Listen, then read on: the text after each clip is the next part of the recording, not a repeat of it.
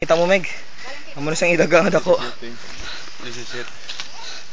The biggest rat in the world. Oh my God, you're right. So diri sa ini nga lugar, diri niyo makita gid for the first time. The biggest First rat. time. Ha? The biggest rat in the world. Oh my God. Hari na palapitan ta sa.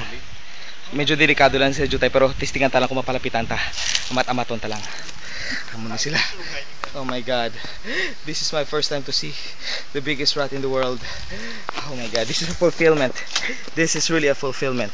So pakato na kami, lapit na lang kami sa suba sang Minoyan.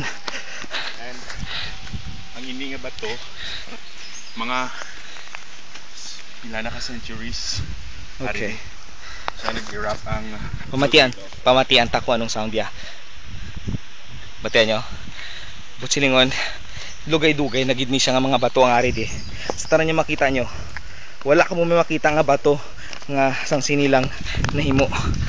Tanan niyo ni mga bato sa mga nagliligad pa nga mga centuries. Oh, hari isa pa ni nga bato. Tistingan ta ko anong sound ya. Batian nyo. Siguro mga 15th century ni. 15th century mga bato koy. So, sa sound pa lang. wow na kami. May inom kami ng tubig.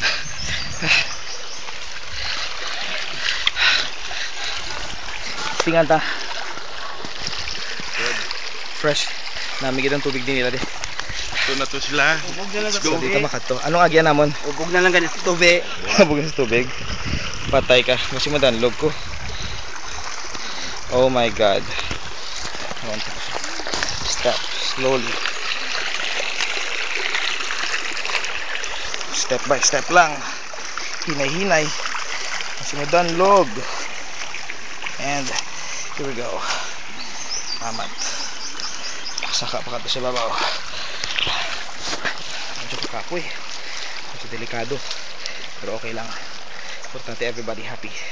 And we're here. We're near sa place. Amo na siyang tawag nila Minoyan. Spring water. Wow.